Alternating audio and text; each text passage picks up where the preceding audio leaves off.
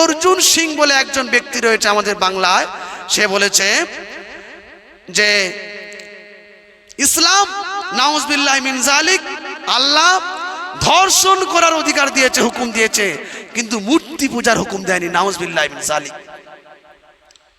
যেটা আমাদের বলতে লজ্জা লাগছে। ইসলাম কোরআন নাউজুবিল্লাহি মিন যালিক ধর্ষণ করার অনুমতি দিয়েছে, কিন্তু মূর্তি পূজার অনুমতি দেয়নি। অবশ্যই ইসলাম মূর্তি পূজাকে হারাম করেছে, এর ভিতরে কোনো কম্প্রোমাইজ নেই, কোনো গুঞ্জাইশ নেই। না তাদের প্যান্ডেলে যেতে পারবে, না তাদের মেলায় গিয়ে কিছু খরিদ করতে পারবে, গেলেই ইমান নষ্ট হবে, চ্যালেঞ্জ, এতে কোনো কম্প্রোমাইজ নেই।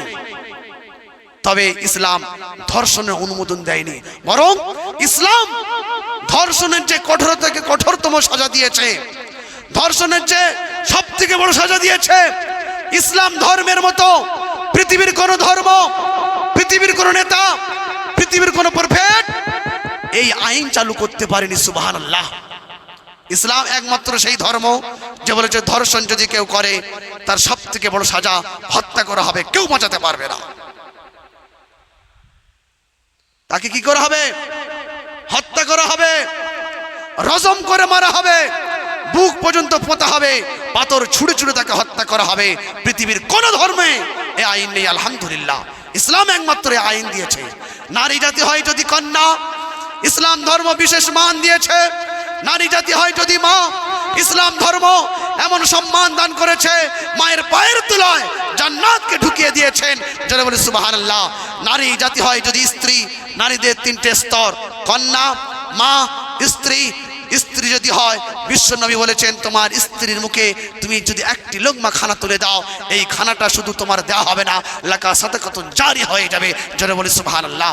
পৃথিবীর কোন ধর্ম আছে, পৃথিবীর কোন নেতা আছে, তোমাদের বাবেদের কত ক্ষমতা থেকাও, উদখুলুহা বিসসালাম, কোটি কোটি মানুষ ইসলাম কবুল করছে। সুবহানাল্লাহ। 2024 সাল থেকে নিয়ে 25 সাল পর্যন্ত 23,000 অমুসলমান নারী ইসলাম কবুল করেছে। সুবহানাল্লাহ। পৃথিবীর কেউ ঠেকাতে পারবে না। বরং আমাদের যে পুরানো আমরা মুসলমান, আমাদের ইমান যতটা মজবুত নেই, তাদের ইমান তার থেকে বেশি মজবুত। তারা নতুন ইসলাম কবুল করে পুঙ্খানুপুঙ্খভাবে তারা ইসলামকে ফলো করে চলছে। তোমরা পারবে না। 100 কোটি মানুষের ভগবান ডক্টর শিব শক্তি স্বরূপজি মহারাজ অক্সফোর্ড বিশ্ববিদ্যালয় থেকে 12টা ধর্মের উপরে ডক্টর অফ ডিভাইনিটি ডিগ্রি অর্জন করে ভারতের বিখ্যাত পূজারী হলেন। আল্লাহ পাক তার কলিজার ভিতরে ইসলাম ঢুকিয়ে দিল, তিনি কালমা পড়ে মুসলমান হয়ে গেলেন। সুবহানাল্লাহ। ক্যাসিয়াস ক্লে এখনো জিন্দা আছেন আমেরিকায়। আমেরিকার জনগণ বলেছিল বিনা ভোটে আপনাকে রাষ্ট্রপ্রধান করা হবে।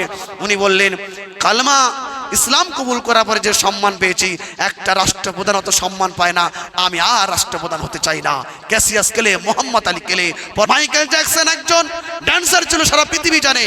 তার ভাই জামাইস জ্যাকসন 6 সন্তানের পিতা, ইসলাম কবুল করতে বাধ্য হয়েছে। পৃথিবীর কোন শক্তি রেকর্ড করতে পারবে না। ইসলাম একমাত্র শান্তির বার্তা দিতে পারে, শান্তি মানুষের কলিজার ভিতরে ঢোকাতে পারে। একমাত্র ইসলাম নারীকে সম্মান দান করেছেন। আল্লাহ নবী বলেছেন তোমার স্ত্রী যদি হয় তার মুখে লোকমা তুলে দাও, সেই লোকমাটা লাকা সাদাকাতুন জারিয়া হয়ে যাবে। মা আয়েশা বললেন ইয়া রাসূলুল্লাহ, আল্লাহ নবী বললেন ও আয়েশা আমার বড় ক্ষুধা লেগেছে, এই সময় তুমি যদি আমাকে খেজুর খেতে দাও, সেই খেজুরের সাথে তুমি যদি মধু মিশিয়ে দাও, এই মধু মাখানো খেজুর আমার কাছে যতটা না প্রিয়, তার চাইতে আয়েশা তোমার চেহারাটা আমার কাছে অনেক অনেক অনেক বেশি প্রিয়। সুবহানাল্লাহ। স্ত্রীদেরকে কোনোদিন বলেছেন হ্যাঁ গো তোমার চেহারাটার জন্য আমি পাগল বলেছো? তা কেন বলবো, তা কেন বলবো? ওই ঝুমা বৌদির ওইসব আলোচনা হবে নাকি?